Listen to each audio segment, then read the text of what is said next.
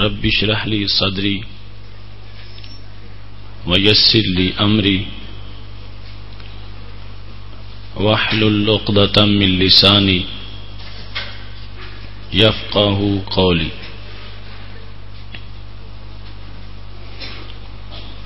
الحمد لله العظيم والصلاة والسلام على من اختص بالخلق العظيم وعلى آله وأصحابه الذين قاموا بتأييد الدين القويم. أما بعد فأعوذ بالله من الشيطان الرجيم. بسم الله الرحمن الرحيم. ما يلفظ من قول إلا لديه رقيب عتيد. صدق الله العظيم وصدق رسوله النبي الكريم الأمين. إن الله وملائكته يصلون على النبي يا أيها الذين آمنوا صلوا عليه وسلموا تسليما. الصلاة والسلام عليك يا سيدي يا رسول الله وعلى آلك وأصحابك يا حبيب الله. مولاي صل وسلم دائما أبدا على حبيبك خير الخلق كلهم. يا أكرم الخلق مالي من ألوذ به سواك عند حلول الحادث العممي. ربي صل وسلم دائما أبدا على حبيبك خير الخلق كلهم.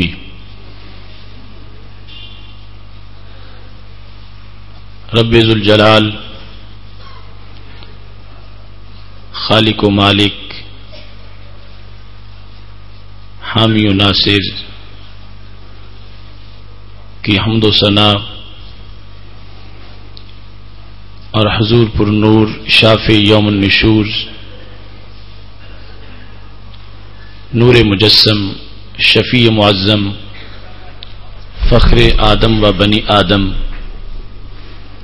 احمد مجتبی جناب محمد مصطفیٰ صلی اللہ علیہ وآلہ واصحابہ وبارک وسلم کے دربار گوہر بار میں ہدیہ درود و سلام عرض کرنے کے بعد وارثان منبر و محراب ارباب فکر و دانش اصحاب محبت و مودت محتشم اور معزز حضرات و خواتین، رب ذوالجلال کے فضل اور توفیق سے حالت روزہ میں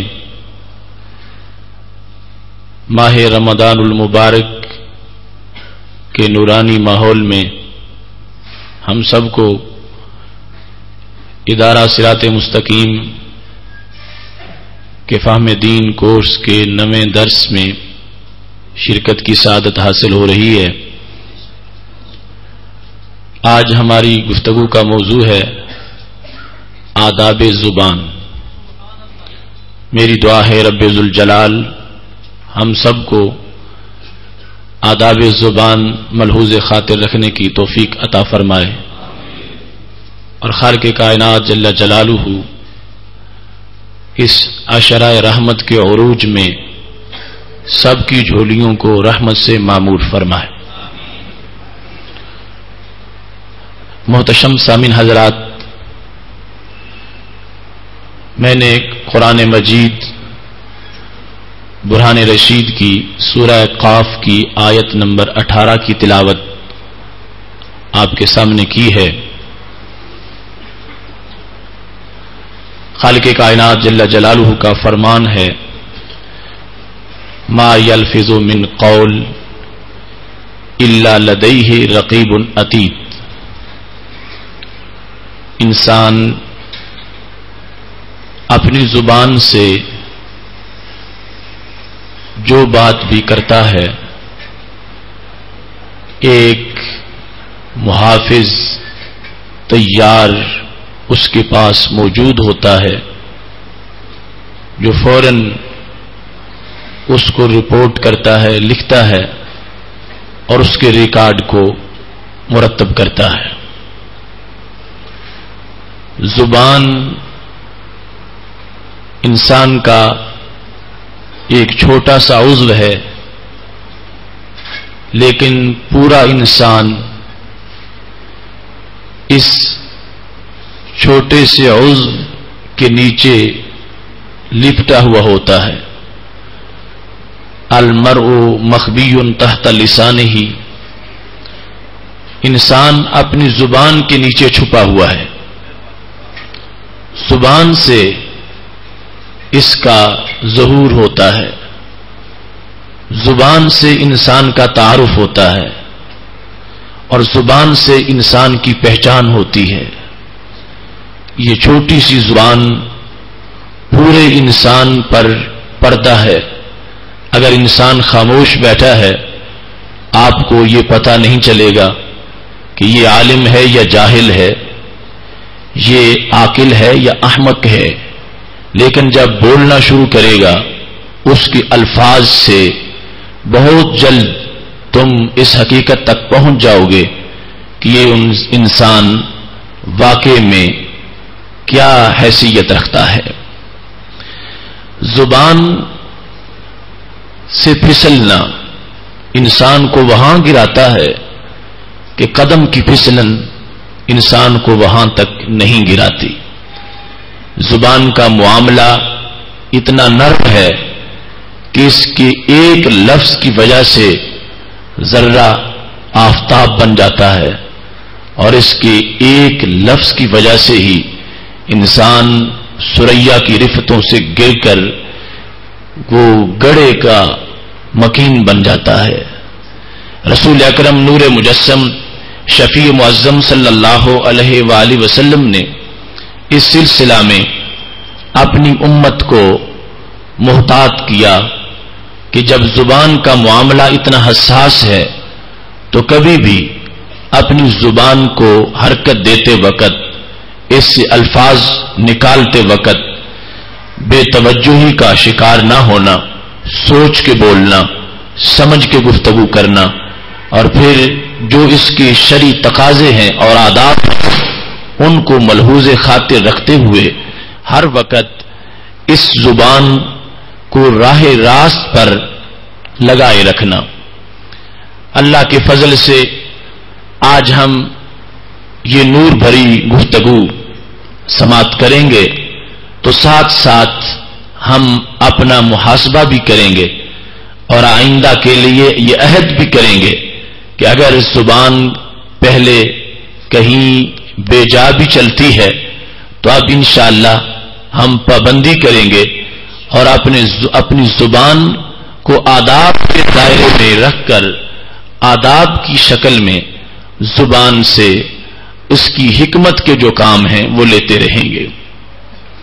بخاری شریف کی حدیث نمبر 10 میں رسول اکرم نور مجسم شفیع معظم صلی اللہ علیہ وآلہ وسلم نے زبان کے کردار کو واضح کرتے ہوئے اور اسلام میں اس کی حیثیت کو اجاگر کرتے ہوئے یہ ارشاد فرمایا ہے، المسلم من سلم المسلمون من لسانہ و یدہ، مسلمان وہ ہے کہ جس کی زبان سے اور ہاتھ سے دوسرے مسلمان محفوظ رہیں۔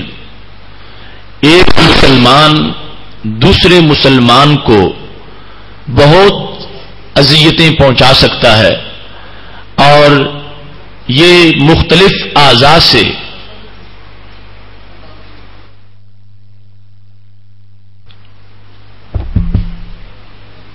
جس وقت انسان گفتگو کرتا ہے تو زبان کا تعلق مختلف شخصیات اور مختلف ذوات کے ساتھ ہوتا ہے۔ رسول اکرم صلی اللہ علیہ وآلہ وسلم نے دیگر تمام اعضاء کے مقابلے میں دو کو اہم سمجھا کہ جس کی اذیت مسلمانوں تک زیادہ پہنچتی ہے، ایک زبان اور دوسرا بندے کا ہاتھ، اور پھر ان میں سے بھی زبان کو ہاتھ پر مقدم کیا، من لسانہ و یدہ، کہ مسلمان وہ ہے کہ جس کی زبان سے اور ہاتھ سے دوسرے مسلمان محفوظ رہیں۔ رسول اکرم صلی اللہ علیہ وآلہ وسلم نے زبان کو ہاتھ پر مقدم اس لیے کیا کہ اتنے اذیت کے کام ہاتھ سے نہیں ہوتے جتنے زبان سے ہوتے ہیں، اور اتنی آسانی کے ساتھ ہاتھ دوسرے کو اذیت نہیں پہنچاتا جتنی آسانی سے زبان دوسرے کو اذیت پہنچاتی ہے۔ ہاتھ حرکت میں لاؤ گے تو اس میں کچھ قوت لگانی پڑے گی، مگر زبان کو حرکت دینے میں اتنی قوت نہیں لگانی پڑے گی۔ ہاتھ سے کسی کو مارو گے تو تب جب وہ قریب ہوگا، اور زبان سے کسی پر حملہ کرتے ہو تو وہ بعید ہے، پھر بھی تم اس کو زبان سے اذیت پہنچا سکتے ہو۔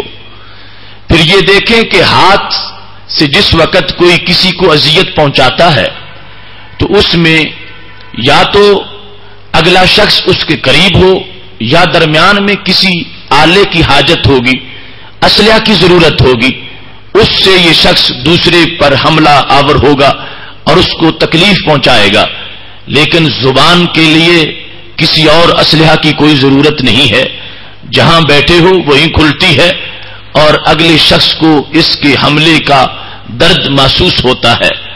اور پھر اس کا دائرہ اتنا وسیع ہے، ہاتھ سے تو صرف اسی کو مارا جا سکتا ہے جو حاضر ہو، اور زبان سے غائب کو بھی تکلیف پہنچائی جا سکتی ہے۔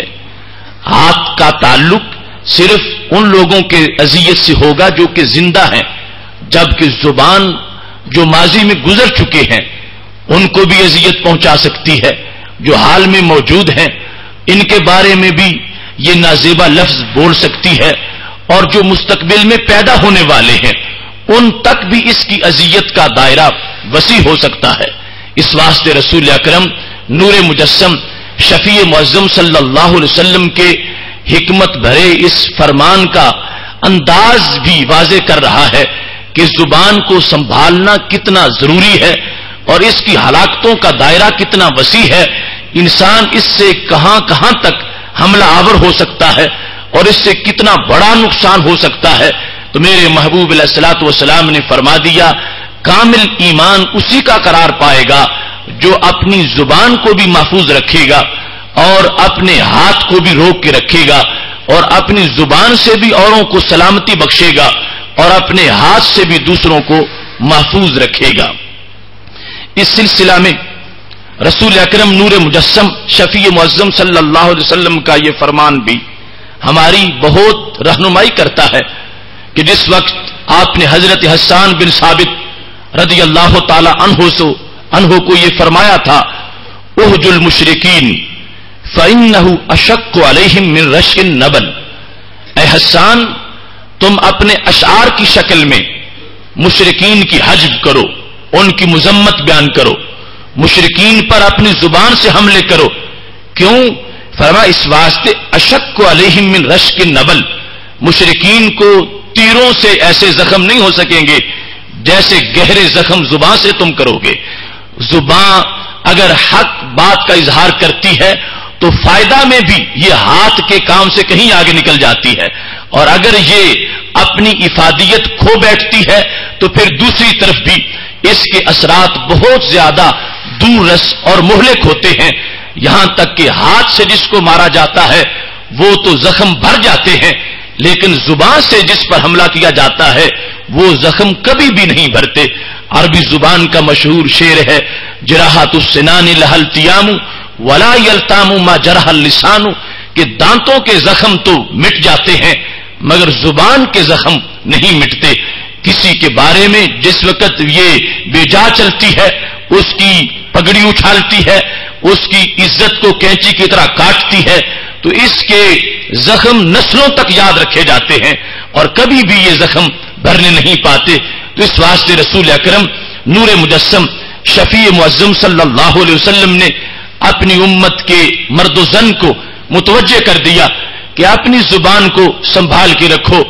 بولنے میں یہ کس طرح بولتی ہے، اس کا تعلق اس کے لفظوں کا کس ذات کے ساتھ ہے.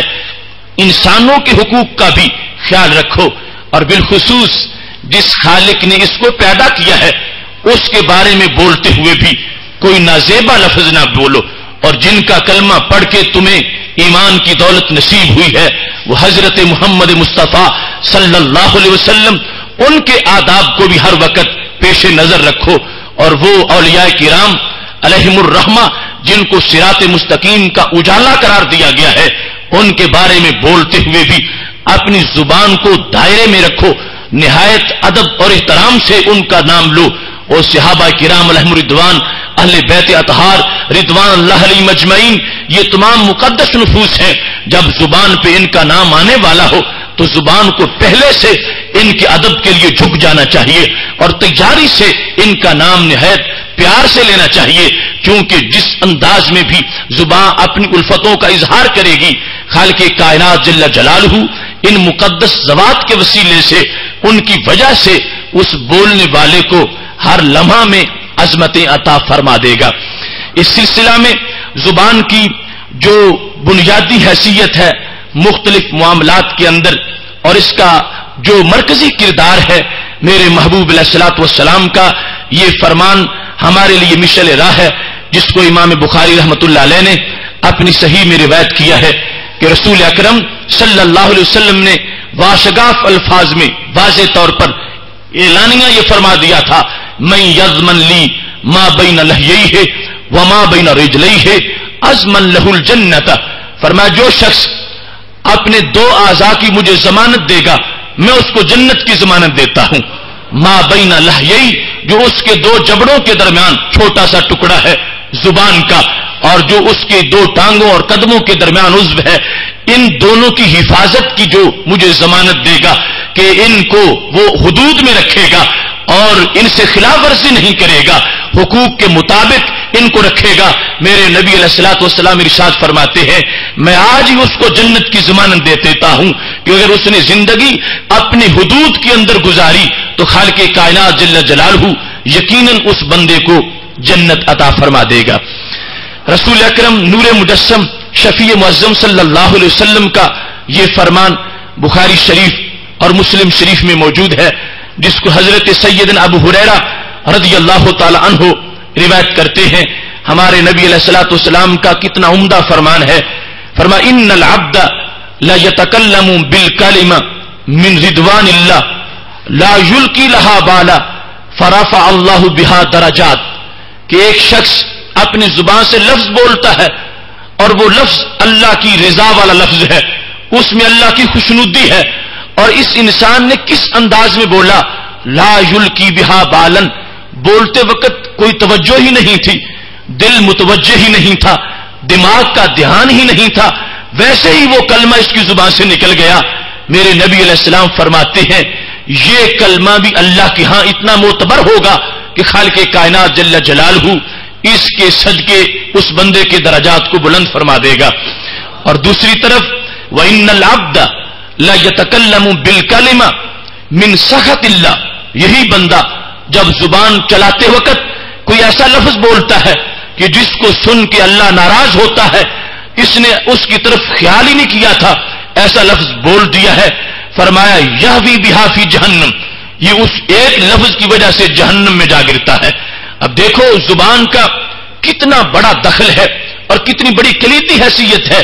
ایک انسان جہنمی تھا، جہنم کا ایندھن تھا، وہ ذرہ خاک سے بھی بدتر تھا، ادنا تھا، لیکن اس کی زبان پر جب یہ لفظ آ گئے اشہد ان لا الہ الا اللہ واشہد ان محمد رسول اللہ، جب اس نے یہ الفاظ بول دیے اور اس کی زبان پر یہ کلمات آ گئے تو دل میں تصدیق تھی، زبان سے اقرار تھا.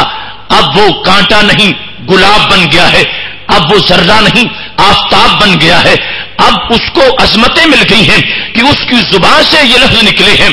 اور یہی بندہ خدا بچائے جب اسی زبان سے کوئی کلمہ کفر بول دیتا ہے تو وہیں بیٹھا بیٹھا جہنمی بن جاتا ہے. وہ جو جنت کے بالا خانوں کا مہمان بننا تھا وہ جہنم کے گڑھوں کا اسیر بن جاتا ہے. تو سبب کیا ہے؟ یہی زبان ہے. اس زبان کے یہ سارے دو طرح کے کردار ہیں. اگر اس کو محفوظ رکھا جاتا ہے، اس کو مناسب حدود کے اندر رکھا جاتا ہے، ہر لمحہ بندے کو عظمتوں سے ہمکنار کرتی ہے. اور اگر اس کو بے لگام بنا دیا جائے تو یہ ایسا تیر ہے جو بندے کو خود ہی لگتا ہے. اور ایسی صورتحال پیدا ہو جاتی ہے کہ میرے محبوب علیہ السلام فرمانے لگے، میں نے جہنم میں جھانک کے دیکھا تو مجھے وہاں سارے وہ لوگ نظر آئے جو زبان کے مارے ہوئے تھے، جو زبان کے کٹے ہوئے تھے، جن کو زبان نے مجرم بنایا تھا، جن کو زبان نے جہنمی بنایا تھا.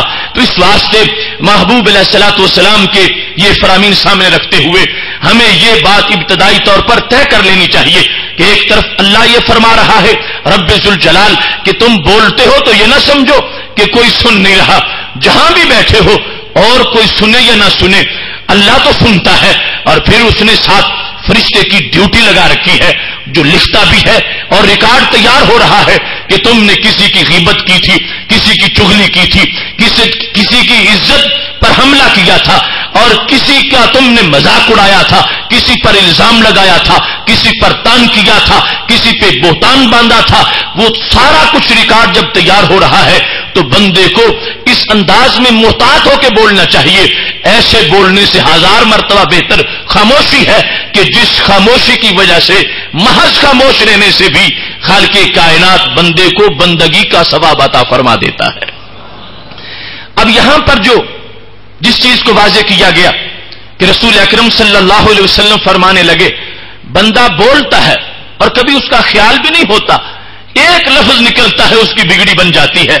حضرت امام راضی رحمت اللہ علیہ نے تفسیر کبیر میں پہلی جلد کے اندر یہ لکھا ہے کہ قیامت کا دن ہوگا تو خالق کائنات جل جلالہ کی طرف سے میدان محشر میں بھرے مجمع کے اندر ایک شخص کے لیے یہ پیغام آ جائے گا، یا فلاں ادخل الجنہ، اے فلاں انسان چلو جنت میں تشریف لے چلو، جنت میں داخل ہو جاؤ. بعملک، اپنے ایک عمل کی وجہ سے آپ نے یہ سماعت کیا. اگلے دن درس کے اندر اس عابد کا ذکر بھی ہوا جس نے 500 سال تک بندگی کی تھی اور پھر بھی اس کے عمل کی بنیاد پر نہیں، اللہ کی رحمت کی وجہ سے اس کو جنت دی گئی. اب اس شخص کو جب یہ کہا جا رہا ہے تو مطلب یہ ہوگا کہ ایک خصوصی عمل تیرا سبب بن گیا ہے اور اس عمل کی وجہ سے ہم نے رحمت کر دی ہے اور عمل رحمت کا ذریعہ بن گیا ہے، تم اس کی وجہ سے جنت میں داخل ہو جاؤ. وہ شخص فوراً اپنے حال پہ غور کرے گا. اس کے سامنے اس کا ماضی ہے جو کہ اندھیروں سے بھرا ہوا ہے.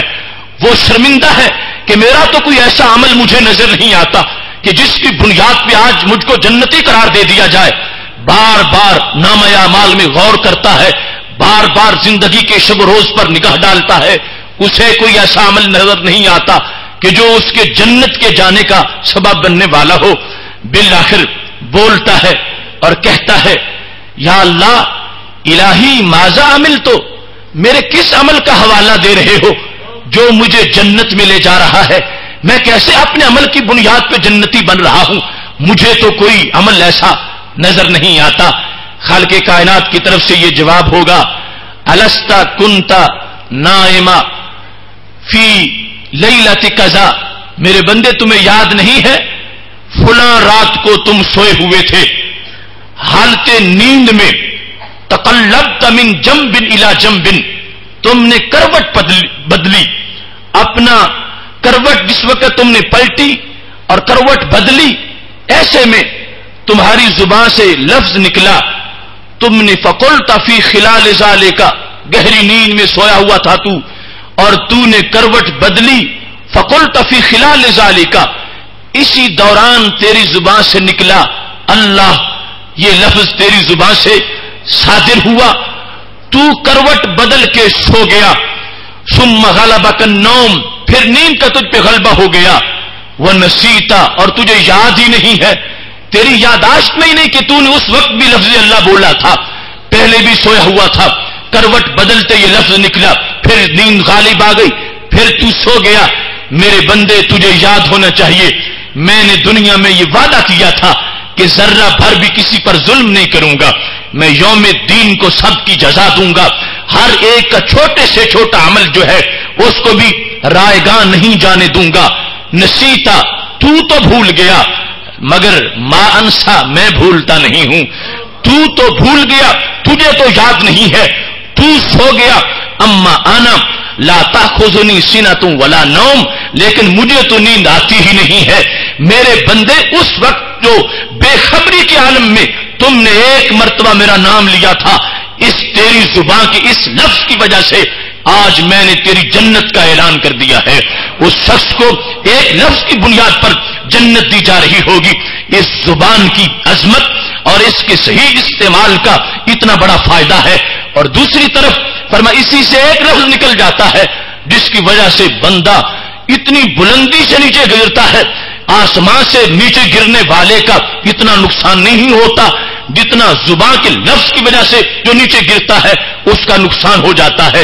اب دیکھیے سوچتے ہی ہم نہیں بولتے وقت، اور بالخصوص بہت سے جملے خواتین میں رائج ہو چکے ہیں، بات بات پر یہ بول دیتی ہیں ظلم خدا کا، قہر خدا کا، غضب خدا کا، ظلم خدا کا، الفاظ یہ بولتے وقت خیال ہی نہیں کہ میں کس کی طرف ظلم کی نسبت کر رہا ہوں یا کس کی طرف میں نے ظلمت کی نسبت کی ہے، یہ بولتے وقت انسان توجہ نہیں کرتا، لیکن ایک لفظ بولتا ہے وہ کہاں سے کہاں پہنچ جاتا ہے، ہلاکتیں اس کے لیے اس کا مقدر بن جاتی ہے۔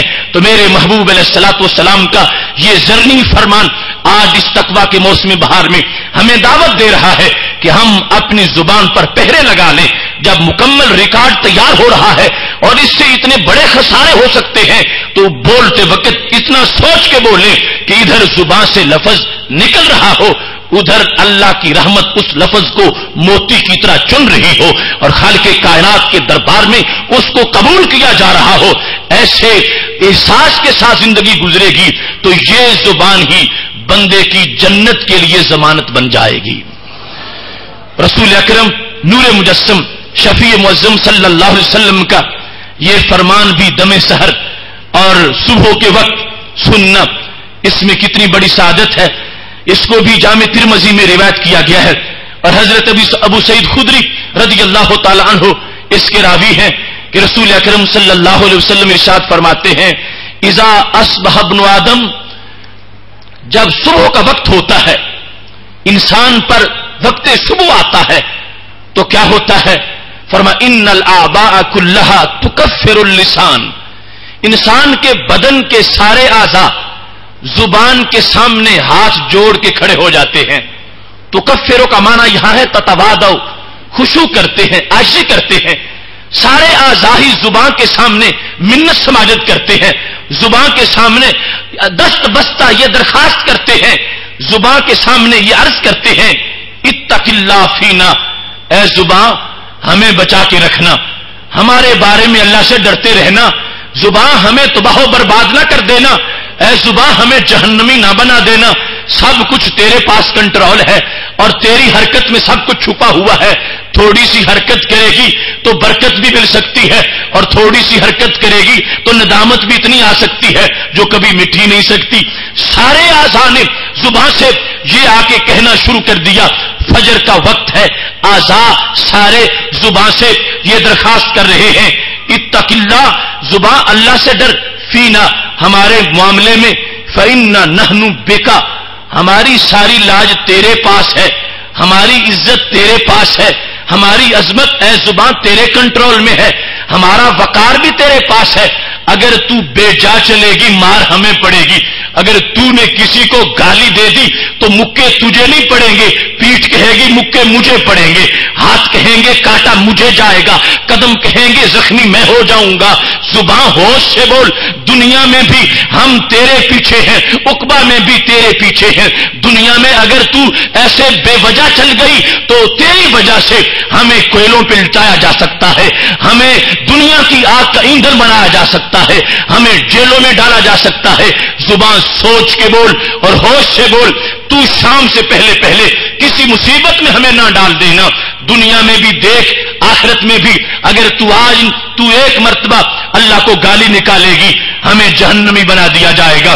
اگر تو نے رسول اکرم صلی اللہ علیہ وسلم کی شان میں معمولی سی توہین بھی کر دی، ہمارے اعمال سارے رائے گاہ ہو جائیں گے۔ اگر تو نے اولیاء اللہ کی عداوت کا کوئی جملہ بول دیا تو اللہ تو فرما رہا ہے من عادی لی ولیًا فقد آذنتہ بالحرب، کہ جو میرے ولی سے عداوت کرتا ہے میں اس کو اعلان جنگ کر رہا ہوں۔ اے زبان ہوش سے چل، تیری وجہ سے یہ بھی ہو سکتا ہے کہ تو غیبت کرے گی تو ہم پہ لازم آ جائے گا کہ ہم اپنے بھائی کا گوشت کھا رہے ہوں۔ اس واسطے سارے اعضاء زبان سے یہ عرض کر رہے ہیں نحن بیکا، ہم تیرے صدقے آباد ہیں، تیری وجہ سے ہی، تیرے سہارے ہی۔ اگر تو سیدھی رہے گی ہم سیدھے رہیں گے۔ ان استقمت استقمنا، تجھ میں استقامت ہوگی ہم میں استقامت ہوگی، تو سیدھی ہوگی ہم سیدھے ہوں گے۔ اے وججتا اے وججنا، اگر تو ٹیڑھی ہو جائے گی ہم ٹیڑھے ہو جائیں گے، اگر تو بری ہو جائے گی ہم برے ہو جائیں گے۔ یہ سارے اعضاء زبان سے درخواست کر رہے ہیں کہ دن آج جو شروع ہو گیا ہے، اے زبان سارا دن اور آئندہ رات اپنی حفاظت کا خیال رکھنا، کہیں ایسا نہ ہو جرم تو کرے سزا ہمیں بھگتنی پڑ جائے۔ تو اس بنیاد پر یہ کلید ہے، چابی ہے انسان کی سیرت کے لیے، انسان کے حسن خلق کے لیے، انسان کی معیشت، معاشرت اور سوسائٹی کے آداب کے لحاظ سے۔ اور اچھی طرح اس کو سمجھ لینا چاہیے کہ میرے محبوب علیہ الصلوۃ والسلام نے یہ تمام باتیں ہمیں نسخہ کیمیا کی شکل میں عطا کی ہیں، یہ کسی اور کا نصاب نہیں۔ محبوب علیہ الصلوۃ والسلام کی غلامی کا دم بھرنے والوں، یہ ہماری دولت ہے، یہ ہمارا خزانہ ہے، یہ ہماری چمک ہے، یہ ہماری خوشبو ہے، یہ ہمارے لیے ہے۔ محبوب علیہ الصلوۃ والسلام نے نسخہ کیمیا تلاش کر کے تیار کر کے دے دیا کہ کل جہنم میں جلنے لگو اور پھر یاد آ جائے کہ کاش دنیا میں پتہ چل جاتا کہ یہ چھوٹا سا ٹکڑا اتنا ہلاک کر سکتا ہے تو ہم اس کی بڑی حفاظت کرتے، ہمیں تو پتہ ہی نہ چلا، آج ہم رسوا ہو رہے ہیں۔ نبی علیہ الصلوۃ والسلام نے سب کچھ کھول کے پہلے بیان کر دیا اور ہمیں یہ سننے کی توفیق دے دی۔ آج اس کو سن کے ہمیں پکا عہد کر لینا چاہیے کہ ہم اپنی زبان کی پوری حفاظت کریں گے اور اس کے لحاظ سے ہر بات بولنے سے پہلے اور یہ بھی سوچیں گے کہ کس کے بارے میں بولی جا رہی ہے، کس حالت میں بولی جا رہی ہے، اس کا تعلق جو ہے وہ اصلاح کے ساتھ ہے یا فساد کے ساتھ ہے، اس کا تعلق خیر کے ساتھ ہے یا فتنے کے ساتھ ہے۔ جس وقت انسان یہ پہچان پیدا کر لے گا اللہ کے فضل سے یہ زبان بندے کے لیے رحمتوں کی ترجمان بن جائے گی۔ اس کی معمولی سی حرکت سے رحمتوں کے پھول برستے رہیں گے اور بندہ ساری زندگی اللہ کی رحمت کی خوشبوؤں میں بسر کرتا رہے گا۔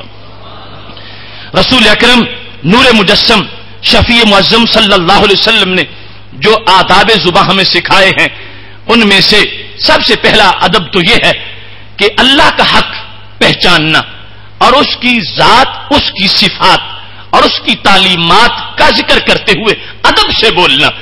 اس کا حکم ہو ہم کہیں یہ بڑا سخت ہے، اس کی سزائیں ہم کہیں یہ تو انسانی حقوق کے خلاف ہے، اس کا نظام ہم کہہ دیں یہ تو معاذ اللہ پرانا نظام ہے، یہ ایسے الفاظ بندے کو کفر کی وادی میں دھکیل دیں گے۔ تھوڑی سی جس وقت وہ اپنے طرف سے تو براڈ مائنڈڈ بنا ہوا ہے اور نئی روشنی کی باتیں کر رہا ہے، لیکن اس کو یہ خبر نہیں کہ وہ اپنے خالق کے بارے میں تنقید کر رہا ہے، اپنے مالک کے بارے میں بول رہا ہے، وہ رب ذوالجلال کے بارے میں زبان کی کو جنبش دے رہا ہے، تو اس سے ہلاکت آ جائے گی۔ ایسے ہی کتنا بڑا ادب سکھایا ہے خالق کائنات جل جلالہ نے نبی اکرم نور مجسم شفیع معظم صلی اللہ علیہ وسلم کا جب صحابہ کو فرما دیا تھا لا تقولوا رائنا وقولوا انظرنا، بولنے کو تو لفظی تھا، رائنا بھی لفظی ہے، انظرنا بھی لفظی ہے، دونوں زبان سے نکلتے ہیں، مگر رائنا پر اس وعید کا اعلان کر دیا۔ آیت کے نزول کے بعد کوئی صحابی بھی کہتا تو کافر ہو جاتا اس واسطے کہ رسول اکرم صلی اللہ علیہ وسلم کے ساتھ اس لفظ کا تعلق ہے. اس کا ایک معنی خراب بھی نکلتا ہے جس کی وجہ سے توہین ہو سکتی ہے. تو رب ذوالجلال نے پابند کر دیا کہ جن کے صدقے تمہیں ایمان ملا ہے تمہیں زبان سے بولتے وقت نہ تو ان کی ذات پہ تنقید کرو، نہ ان کی صفات پہ تنقید کرو، اور نہ ہی ان کی سنت پہ تنقید کرو، اور نہ ہی ان کی تعلیمات پہ تنقید کرو. زبان کو سنبھال کے رکھو. اگر کوئی شخص معاذ اللہ داڑھی کے خلاف بولتا ہے تو اس کو سوچنا چاہیے وہ کس کی سنت پر حملہ کر رہا ہے. اگر کوئی امامے پہ تنقید کرتا ہے تو اس کو سوچنا چاہیے.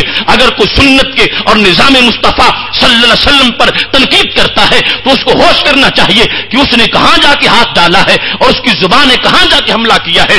یہ سب سے پہلے آداب ہیں اللہ کے دربار کے اور رسول اکرم صلی اللہ علیہ وسلم کے دربار کے کہ زبان جب بول رہی ہو اتنی احتیاط سے بولے کہ کہیں معمولی سی بھی کجی نہ ہونے پائے، اور ہر جہت زبان کی ان زبات کی تعریف و توصیف کے اندر اس کی آواز نکل رہی ہو، اور ہر لحاظ سے زبان جس وقت مصروف ہو خالق کائنات جل جلالہ کی حمد و ثنا کر رہی ہو اور نبی علیہ الصلوۃ والسلام کے دربار میں درود و سلام پڑھ رہی ہو. دوسرے نمبر پر بچنے کے لحاظ سے اس زبان کو جھوٹ سے بچانا یہ اس کا سب سے بڑا ادب ہے. رسول اکرم صلی اللہ علیہ وسلم کا فرمان ہے جامع ترمذی میں اذا کذب العبد تباعد عنہ الملک، تباعد عنہ الملک، جس وقت بندہ جھوٹ بولتا ہے تو فرشتہ اس سے دور ہو جاتا ہے، رحمت کا فرشتہ اس کے قریب نہیں آتا. کتنا میلن، 1 میل دور چلا جاتا ہے. من نتن ما جاء به، اس واسطے کہ ایک جھوٹ کے بولنے سے بندے کے منہ سے اتنی بدبو آتی ہے کہ فرشتہ قریب ٹھہر ہی نہیں سکتا. وہ رحمت کا فرشتہ جس کو بندے کے لیے کریم بنایا گیا تھا، جس نے بندے کے لیے رحمت کا سامان پیدا کرنا تھا، ایک جھوٹ کی وجہ سے متنفر ہو جاتا ہے، دور ہو جاتا ہے، جس کی وجہ سے بندے کا خسارہ ہے. بندہ نحوستوں کی لپیٹ میں آ جاتا ہے. لہذا جھوٹ کو کوئی معمولی جرم نہ سمجھا جائے. اتنا بڑا جرم ہے کہ جس سے ستھرا منہ بدبو سے بھر جاتا ہے، اور بدبو بھی تھوڑی سی نہیں، اتنی زیادہ بدبو ہے کہ میل میل تک اگر حواس ہو فرشتوں والے تو وہ بدبو محسوس ہوتی ہے کہ جس جھوٹ کی وجہ سے آ گئی ہے. لہذا بندہ جب اپنے منہ کو ہر وقت محفوظ رکھتا ہے کہ اس میں کوئی گندگی داخل نہ ہو جائے، اس میں کوئی بدبو نہیں آنی چاہیے، تو اس بدبو سے بھی بندے کو اپنا منہ بچانا چاہیے کہ کبھی بھی اس کی زبان سے خلاف واقعہ کوئی بات نہیں نکلنی چاہیے. اس سلسلہ میں ہم سمجھتے ہیں کہ شاید جھوٹ کوئی پتہ نہیں بہت بڑی چیز ہوگی کہ جو ہم بولیں گے تو پہلے پتہ چلے گا کہ یہ بوجھ آ رہا ہے جھوٹ کا. جھوٹ عادی طور پر عادت بن گئی ہے ہماری، بولتے ہوئے خیال ہی نہیں آتا کتنے جھوٹ بولے جا رہے ہیں. ایک دکاندار دکان پہ بیٹھا ہے، صبح سے شام تک کوئی حساب ہی نہیں کتنے بول گیا ہے. ایک شخص وہ گاڑی پہ بیٹھا ہے، وہ لوگوں کو اتارتے چڑھاتے ہوئے پتہ نہیں کتنے جھوٹ بول گئے ہے. ایک کسی دفتر میں بیٹھا ہوا ہے، وہ مسلسل جھوٹ بولتا جا رہا ہے. رسول اکرم نور مجسم شفیع معظم صلی اللہ علیہ وسلم نے تو یہاں تک فرما دیا تھا کفا بالمرء کذبا ان یحدث بکل ما سمع.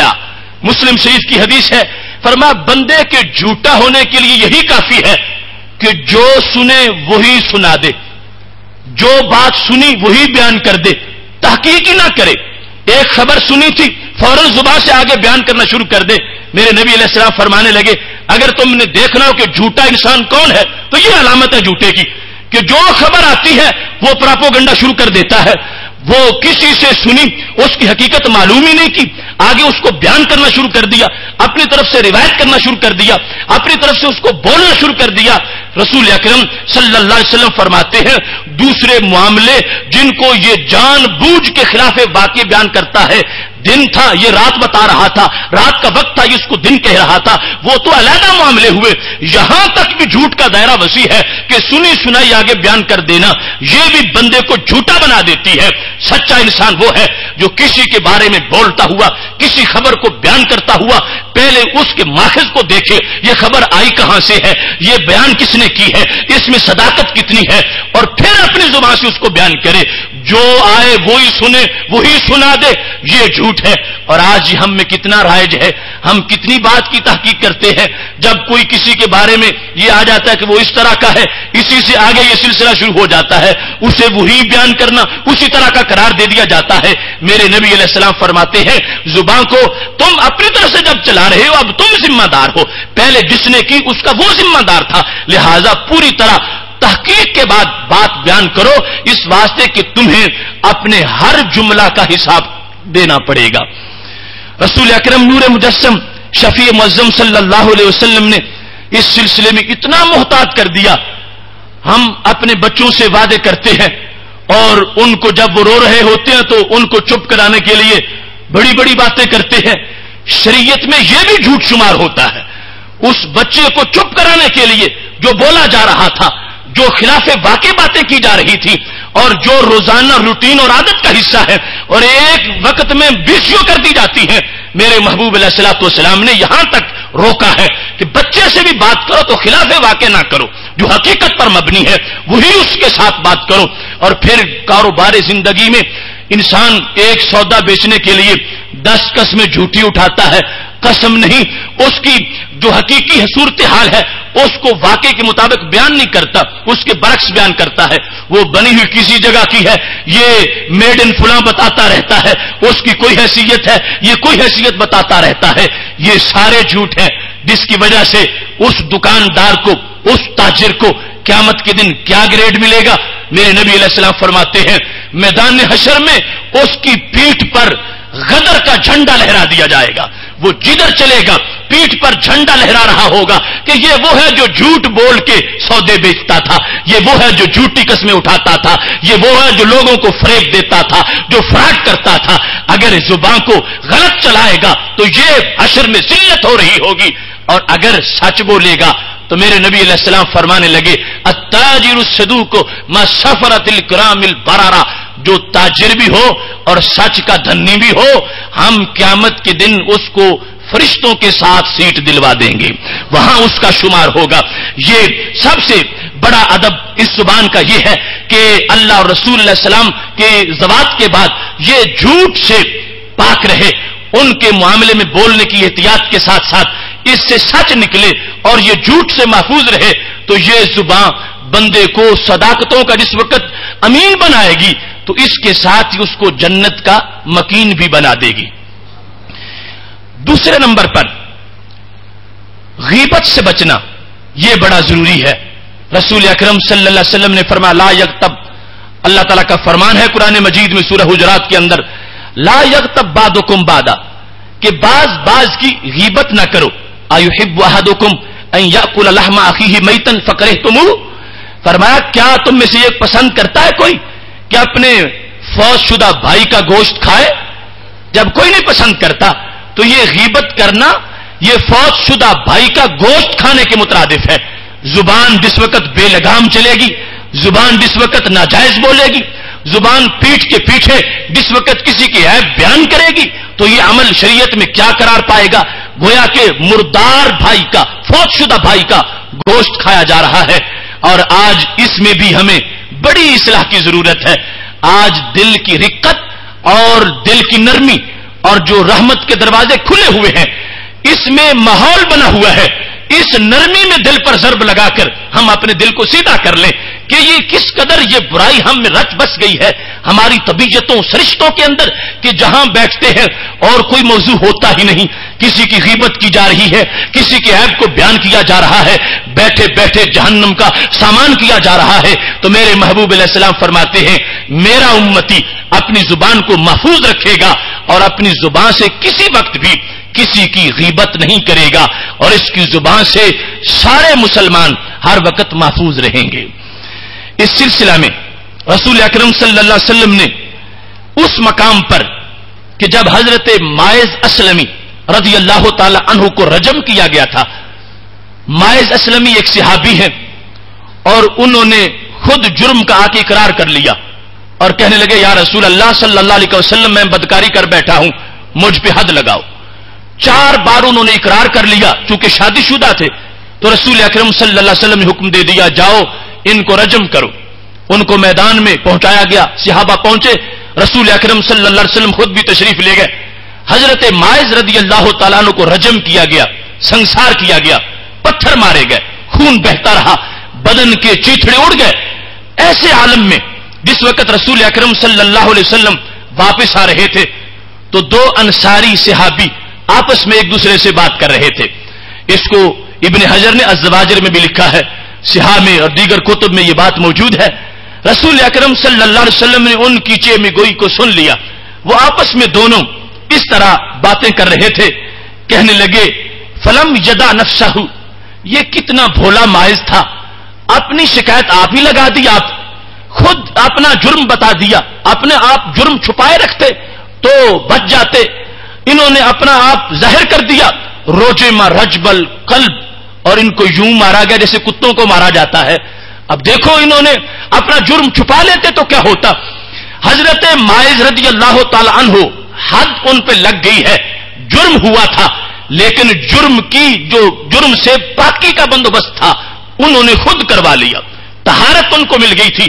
اب ان کے بارے میں دو صحابی ہیں، انہوں نے جب یہ جملہ بولا ہے میرے محبوب علیہ الصلوۃ والسلام نے سن لیا، لیکن فوراً اس پر کوئی تبصرہ نہیں کیا.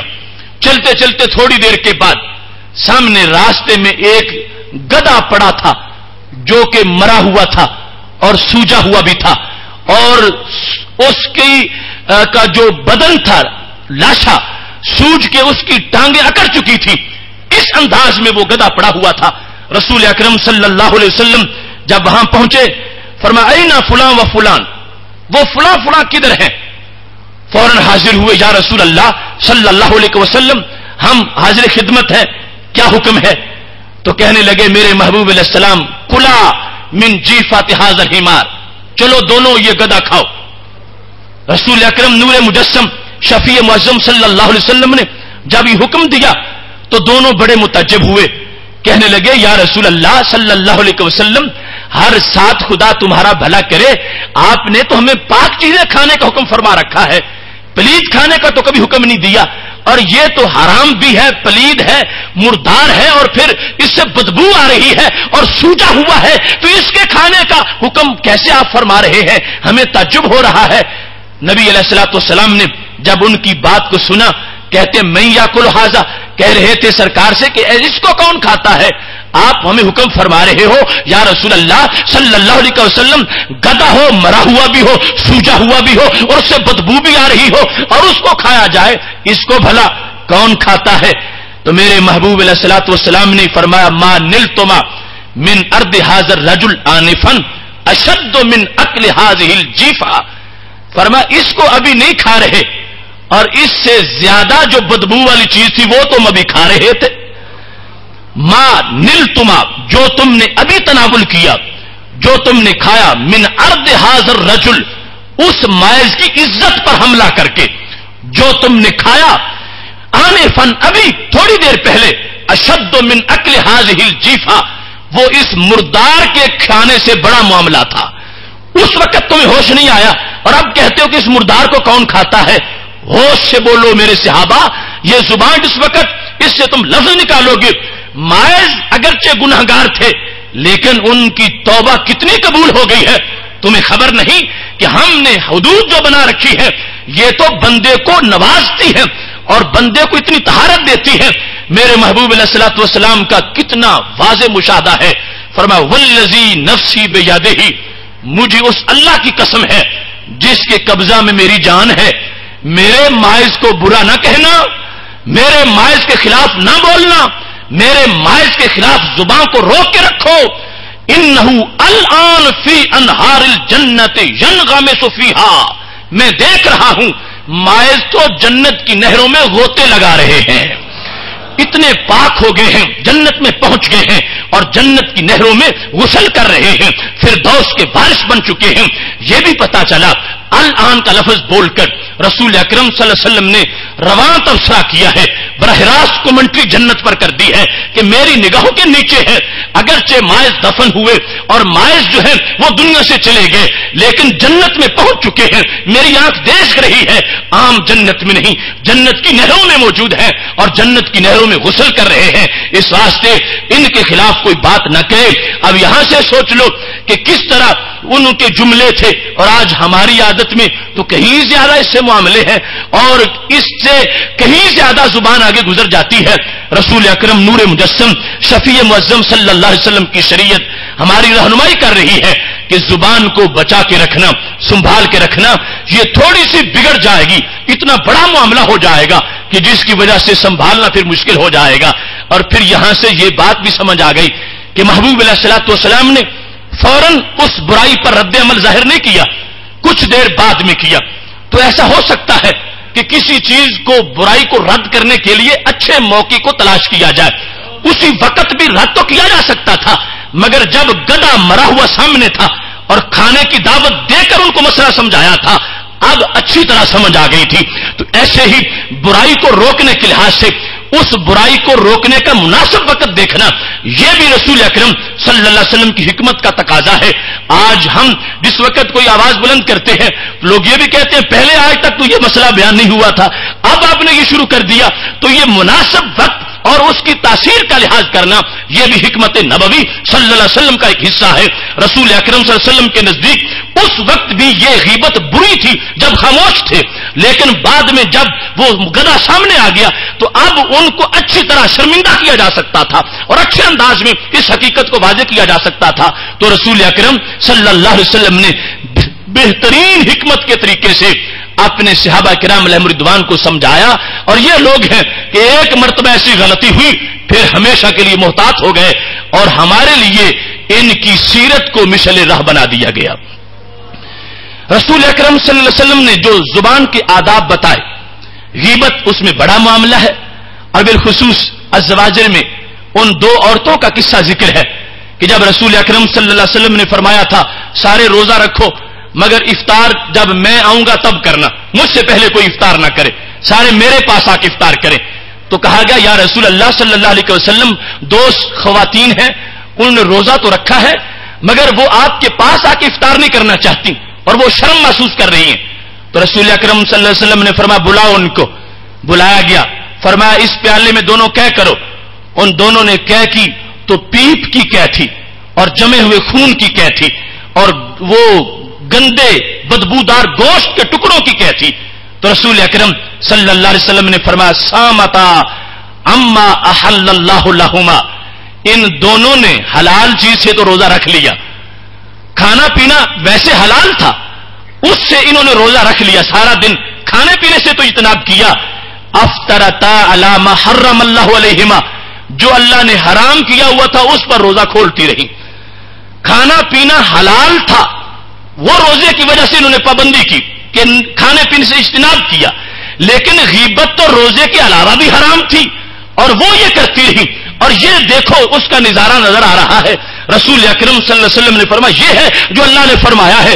وہ دکھانا چاہے تو دکھا دیتا ہے کہ کس طرح غیبت میں بھائی کا گوشت کھایا جاتا ہے. فرمایا دیکھا تم نے ان کے منہ سے یہ ٹکڑے گوشت کے نکلے ہیں, اس واسطے کہ یہ دونوں مل بیٹھی اور انہوں نے بھائی کا کسی بھی مسلمان کا یوں تذکرہ شروع کر دیا اور یہ غیبت کرتی رہی. روزہ بھی رکھا ہوا تھا اور افطار بھی کر رہی تھی اور معاملہ یہاں تک بگڑ چکا تھا کہ یہ گوشت کھاتی رہی اپنے بھائی کا. تو اس واسطے تمام حضرات و خواتین کو, ہم سب کو اپنے رویہ پر زبان کے لحاظ سے بھی نظر ثانی کرنی چاہیے. کہیں ایسا نہ ہو ہم تو کماتے ہی تھوڑا سا ہے, نیکیوں کی پونجی تھوڑی سی ہے اور یہ زبان اس میں آگ لگاتی رہے تو پھر کیا بنے گا. اس واسطے آج ہمیں اپنا محاسبہ کرتے ہوئے اپنی زبان کا پورا ایک پلاننگ کے ساتھ نظام بنانا چاہیے کہ جب بولے تو یوں بولے کہ جنت کا دروازہ کھلے اور خالق کائنات جل جلالہ کی رحمتوں کا نزول ہونا شروع ہو جائے. اس کے بعد ادب یہ ہے کہ زبان سے کسی کو گالی نہ دی جائے. اس واسطے کہ مسلمان وہ ہے کہ حجۃ الوداع میں میرے محبوب علیہ السلام نے اس کی عزت کو مکہ شریف کی عزت کے ہم پلہ قرار دیا اور اس کی عزت کو کعبہ شریف کے برابر قرار دیا. اس مسلمان کو گالی دینا اور اس پر تان کرنا اور اس پر ناجائز لفظ جملے پھپتیاں کسنا یہ کس طرح روا ہو سکتا ہے؟ رسول اکرم نور مجسم شفیع معظم صلی اللہ علیہ وسلم نے بارہا ایسے امور سے منع فرمایا ہے. اور پھر مذاق اڑانا، اس کے بارے میں خالق کائنات کا فرمانا لا یسخر قوم من قوم عسى ان يكونوا خيرا منهم، فرمایا کوئی قوم کسی قوم کا مذاق نہ اڑائے. کسی کا تم مذاق اڑاتے ہو خاندان کے لحاظ سے، کسی کا کاروبار کے لحاظ سے، ہم بولتے ہیں کہ فلاں کمی ہے، فلاں کا فلاں قوم کے ساتھ تعلق ہے، میں فلاں چودھری ہوں، میرا فلاں قوم کے ساتھ تعلق ہے، اس سے مذاق اڑایا جا رہا ہے. خالق کائنات فرماتا ہے عسى ان يكونوا خيرا منهم، ہو سکتا ہے یہ جو کسی پر ہنس رہے ہیں وہ ان سے کہیں درجے اللہ کے دربار میں بہتر ہو. اس واسطے کسی کا مذاق نہ اڑاؤ، نہ مرد ولا نساء من نساء، اور نہ عورتیں عورتوں کا مذاق اڑائیں. کسی کو دیکھ کر اس کا، اور بالخصوص آج تو شریعت کی وجہ سے مذاق اڑایا جاتا ہے. کہا جاتا ہے یہ تو برقع اوڑھتی ہے، یہ تو پردہ کرتی ہے، یہ تو رجت پسند ہے، یہ تو قدامت پرست عورت ہے، اس کو تو نئی دنیا کا پتہ ہی کوئی نہیں، اس کو تو آج کے رسم و رواج اور روشنی کا کوئی خبر ہی نہیں ہے. یہ اس سے بھی بڑی ہلاکت ہے کہ جب کسی پر دین کی وجہ سے تنقید کی جائے اور دین کی وجہ سے اس کا استہزاء اڑایا جائے، اور پھر برے نام لینا، کسی کا اس کو ذلیل کرنے کے لیے اس کی القاب گھڑ دینا. خالق کائنات جل جلالہ فرماتا ہے ولا تلمزوا انفسکم، کسی کو تانا نہ دو، ولا تنابزوا بالالقاب، اور کسی کے برے لقب نہ بناؤ. یہ تم جس وقت بولتے ہو تو ہوش سے بولو. رسول اکرم صلی اللہ علیہ وسلم فرماتے ہیں جو کسی کو سب سے اچھا نام لگتا ہو وہ نام لے کے اس کو پکارا کرو. جو اپنا نام جو اچھا پسند کرتا ہے اسی سے اس کو آواز دیا کرو، اور دوسرا کوئی نام لے کر اس کو آواز نہ دو، اور پھر بگاڑ کے نام نہ بلاؤ، اور اس پر کوئی ایسے اپنی طرف سے اس کے نام نہ رکھو اس کی توہین کے لیے. یہ سارے معاملات زبان کی کجروی کے ہیں اور زبان کی بے لگامی کے ہیں. انسان جس وقت محتاط ہوگا تو پھر صحیح نام لے گا، کسی پر تان نہیں کرے گا، اور پھر کسی کو ستانے کے لیے ہنسی مذاق کے ساتھ اس کا استہزاء نہیں اڑائے گا.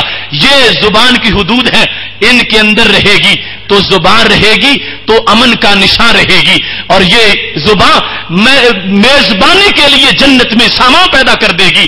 انسان زندگی بھر جب بولا تو مطلب کا اور اچھی گفتگو کی، ورنہ خاموش رہا. اس واسطے حکمت بھرے جملے حکما کے موجود ہیں. ان کان الکلام ذهبا فالسکوت، ان کان الکلام فضہ فالسکوت ذهب. لوگوں اگر کسی کی کلام چاندی بھی ہو تو خاموشی پھر بھی سونا ہے. خاموشی کا جو ریٹ ہے وہ سونے جیسا ہے.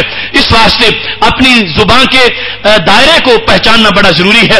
اور پھر آداب کے لحاظ سے یہ ہے کہ لوگ محض کس سے گھڑ لیتے ہیں، سٹوریاں بنا لیتے ہیں لوگوں کو ہنسانے کے لیے، اور یہ بھی کچھ لوگوں کا رویہ ہے اور طریقہ ہی یہ ہے کہ اپنی طرف سے کس سے گھڑے پھر ان کو لوگوں کے سامنے بیان کیا. مطلب کیا ہے کہ میری بات سن کر لوگ ہنسیں، لوگ مسکرائیں.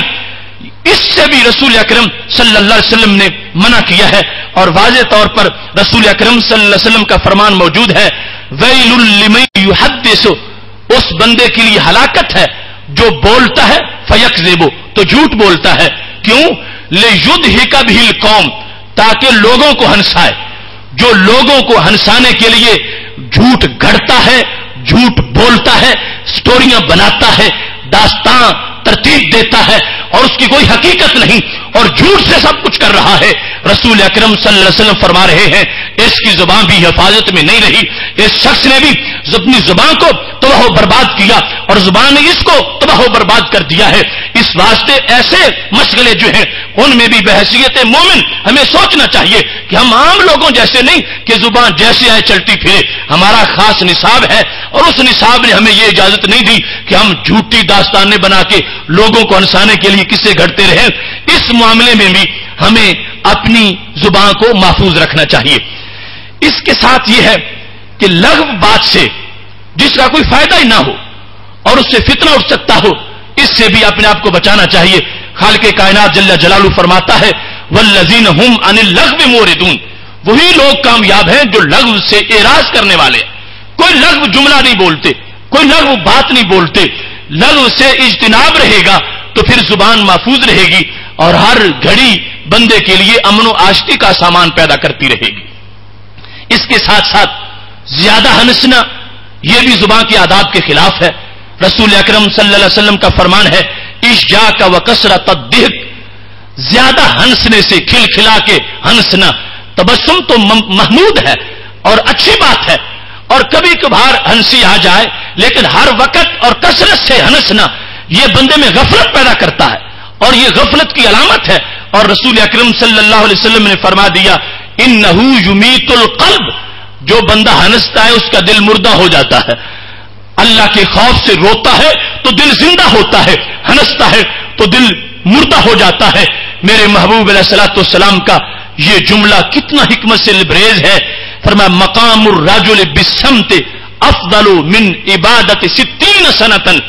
فرمایا ایک شخص 60 سال بندگی کرے لیکن ساتھ زبان پہ کنٹرول نہ رکھے، اور دوسرا شخص صرف خاموش رہے، اپنے فرائض پڑھتا ہے، باقی یعنی دن رات کا تہجد گزار اور دن رات کا وہ عابد نہیں ہے کہ رات کو ساری رات نوافل میں گزر جائیں، دن کو روزہ بھی رکھے.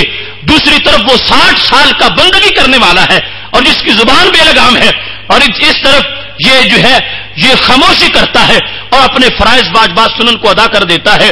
میرے محبوب علیہ السلام فرماتے ہیں اس بندے کی خاموشی اس دوسرے کی 60 سالہ بندگی سے افضل ہے. اس واسطے زبان خاموش رہے گی، فتنوں سے بچا رہے گا انسان، اس کو نجات ملے گی، یہ ہلاکتوں سے بچا رہے گا. گفتگو کو اس بات پہ ختم کرتا ہوں. آپ نے سنا کتنی تباہی ہے جھوٹ بولنے کی اور کتنا بڑا وبال ہے غیبت کا، لیکن دیکھو تو صحیح، ایک غیبت ہے دائیں بائیں کسی پڑوسی کی، اور ایک غیبت ہے حضرت غوث پاک رحمت اللہ علیہ کی، ایک ہے حضرت داتا گنج بخش رحمت اللہ علیہ کی، ایک ہے حضرت امام اعظم ابو حنیفہ کی، ایک ہے غیبت امام بخاری رحمت اللہ علیہ کی. وہ شخص کتنا بڑا مجرم ہے جو اسی مقدس شخصیات کے بارے میں آج اپنی زبان کھولتا ہے، ان پہ تنقید کرتا ہے، ان پہ الزام لگاتا ہے، ان کی غیبت کرتا ہے، حالانکہ اللہ نے اعلان کر رکھا ہے کہ جو ان کے بارے میں زبان کھولے گا میں اس کو جنگ کا چیلنج کر رہا ہوں. تو اس واسطے ہر جہت سے اپنی آواز اور زبان کو محفوظ رکھنا چاہیے. خالق کائنات جل جلالہ ہماری زبانوں کو شریعت کا پہرا عطا فرمائے. وآخر دعوانا ان الحمد للہ رب العالمین.